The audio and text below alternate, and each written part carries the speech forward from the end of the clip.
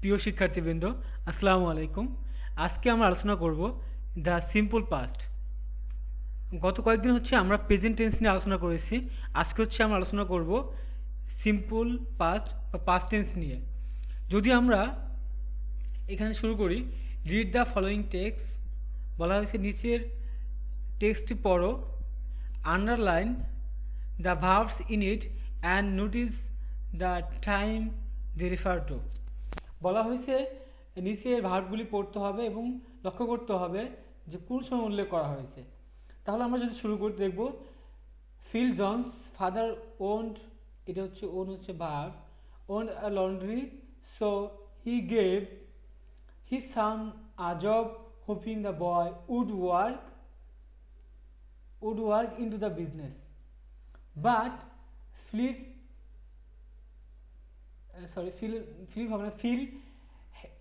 hated the laundry, so he dawdled, loafed and did what he had to do only. Some days he was absent. His father was so hard to think he had a shiftless, ambitionless son that he was actually ashamed before his employees. One day, Phil Johnson told his father he wanted to be a mechanic, work in a machine shop. The old man was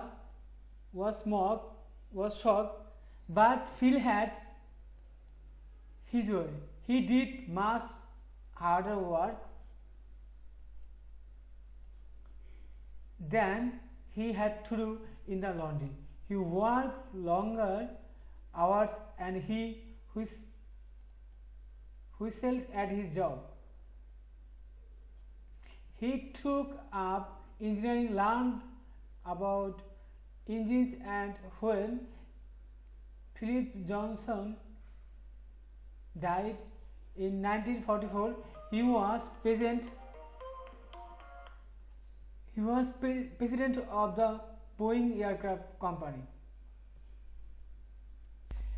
তাহলে যদি আমরা প্যাসেজটা আবার দেখব underline ভার্বগুলি সবগুলি past tense বা অতীতের কথা বোঝাইছে, এবং অর্থগুলি আমরা যদি দেখি, আবার লাইনটি শুরু করি, feel Johnson father owned a laundry. অর্থ ফিল জনসনের পিতা একটি লন্ড্রি বা জামা, যেটা আমরা বাংলায় বলি লন্ড্রি করার জন্য একটি লন্ড্রি ছিল। So he gave his son a job hoping the boy would work in the business. So তার ছেলেকে সে একটি কাজ দিয়েছিল, যে এটা মনে করে যে his son job hoping the boy would work into the business, সে কাজ করবে, ছেলেটি অর্থাৎ তার সন্তান সেখানে কাজ করবে। বাট ফিল হয়তো এই যে ফিল জনসন তার ছেলে, Phil hated the laundry, Phil লন্ড্রির কাজটা খুব ঘৃণা করতো। So he dawdled loafed and did what he had to do only. Dawdle মানে সময় ক্ষেপণ করা, লোফট মানে ঘুরে করা, and did what he had to do only, শুধুমাত্র ওই কাজটা করতো যেটা না করলেই নয়, সেটাই শুধুমাত্র সে করতো। Some days he was absent, কিছুদিন সে অনুপস্থিত ছিল। His father was so hard to think that he had a shiftless, ambitionless son. তার পিতা তার অ্যাবসেন্টের কারণে খুবই হতাশ ছিল, এবং হি ওয়াজ সো হার্ড, তাকে আঘাত করা হয়েছিল, টু থিঙ্ক, চিন্তা করে যে হি হ্যাড এ শিফটলেস মানে যার কোনো দিক নাই, অ্যাম্বিশন নাই, অ্যাম্বিশন মানে কোনো লক্ষ্য নাই, অ্যাম্বিশন ছাড়া একজন ছেলে, that he was actually ashamed before his employees.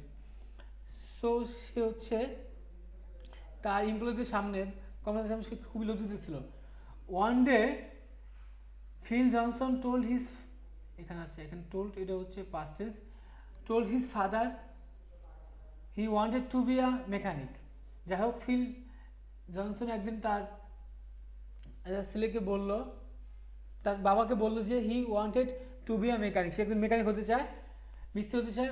Work in a machine shop, সে একটি মেশিন শপে কাজ করতে চায়। The old man was shock, তার পিতা খুবই দুঃখিত ছিল। But Phil had his way, Phil তার পথ ঠিক করে ফেলছে। He did much harder work than he had to do in the laundry, সে লন্ড্রিতে যে কাজ করতো তার থেকে বেশি কাজ সে সেখানে করেছিল। হি ওয়ার্ক লঙ্গার আওয়ার, সে অনেক বেশি সময় নিয়ে কাজ করেছিল। He whistle at his job, সে তার কাজে খুবই ভালো করেছিল। হি টুক আপ ইঞ্জিনিয়ারিং, সে ইঞ্জিনিয়ারিং ভালো করেছিল। লার্ন অ্যাবাউট ইঞ্জিনস, যন্ত্রপাতি সম্পর্কে জেনেছিল। And when Philip Johnson died in 1944, যখন ফিলিপ জনসন তার পিতা মারা গিয়েছিল 1944, সে ছিল president of the Boeing aircraft company, say Boeing craft company একটা কোম্পানি মালিক হয়ে গিয়েছিল। এখন আমরা যদি দেখি ফর্ম গ্রামার যদি যাই তাহলে দেখবো the simple past is the past tense form that uses the main verb without an auxiliary. আচ্ছা, সিম্পল পাস্ট টেন্স হচ্ছে ভার্বের পাস্ট যে টেন্স সেই ফর্মকে ব্যবহার করবে এবং এখানে কোনো অক্সিলারি থাকবে না। আমরা যদি দেখলাম এর আগে তাহলে যেগুলি কি ওয়াজ, এই যে হ্যাড, তারপর ডিড, এই যে ওয়াজ, এগুলি হচ্ছে মূলত এখানে মূল ভার্ব। অক্সিলারি তখনই হবে যখন am, is, are was, were, have, has, হ্যাডের পরে আরেকটা ভার্ব থাকবে। যদি এরপর আরেকটা ভার্ব না থাকে তাহলে এগুলি সব হচ্ছে মূল ভার্ব। এখানে সব এগুলি হচ্ছে মূল ভার্ব হিসেবে ব্যবহৃত হয়েছে এবং পাস্ট ফর্মে ব্যবহৃত হয়েছে। সো এগুলি হচ্ছে পাস্ট টেন্স। যদি আমরা দেখি তাহলে ভার্বের সাথে ইডি যোগ করে পাস্ট টেন্স করা, যেমন লুক থেকে লুকড, টক থেকে টকড, গো থেকে ওয়েন্ট, এগুলো হচ্ছে ইরেগুলার ভার্ব যেগুলো হচ্ছে পুরো ফর্মটা চেঞ্জ হয়ে যায়। মেক থেকে মেড, টেক থেকে টুক। এই যে বি ভার্বের পাস্ট ফর্ম হচ্ছে ওয়াজ, ওয়ার, এগুলো হচ্ছে বি ভার্বের পাস্ট ফর্ম।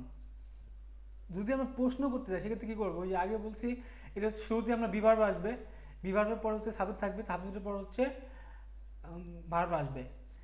এখানে একটু একটা ইন্টারেস্টিং বিষয় সেটা হচ্ছে যখন আমরা পাস্ট টেন্স করব, পাস্ট টেন্স করার ক্ষেত্রে হচ্ছে এই পাস্ট ফর্ম দেওয়ার পর অক্সিলারি এরপরে মূল ভার্বটা আসবে।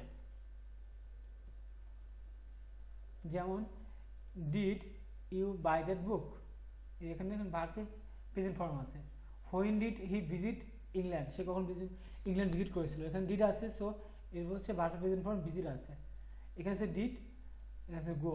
অর্থাৎ অক্সিলারির পরে কোশ্চেন করার ক্ষেত্রে অক্সিলারির পরে আমরা হচ্ছে ভার্বের প্রেজেন্ট ফর্ম দেবো, যদি এটা হচ্ছে পাস্ট টেন্স একটা উদাহরণ সব মিলিয়ে। To make a negative we add not আর ওয়াজ, ওয়ার অ্যান্ড ডিড, এগুলো হচ্ছে আপনার নেগেটিভ করার ক্ষেত্রে নট আসবে, এরপর হচ্ছে বি ভার্ব আসবে। He wasn't a clerk, they weren't classmate, he did not visit, ডিডের পর যদি অক্সিলারি থাকে তাহলে অক্সিলারির পর সরাসরি নট বসবে, আর যদি আরেকটা ভার্ব থাকে মূল ভার্ব তাহলে এরপর ডিড আসবে। হি did not visit England, say England visit করেনি। হোয়াই ডিডন্ট ইউ কাম, তুমি কেন আসেনি।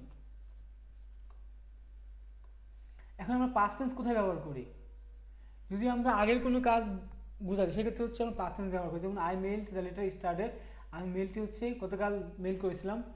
I made her today 2 years ago, তার সাথে দেখা হচ্ছে 2 বছর আগে। সো আজকে হচ্ছে এ পর্যন্ত, আমরা কালকে থেকে আবার অ্যাক্টিভিটি করব। হ্যাঁ, ধন্যবাদ সবাইকে।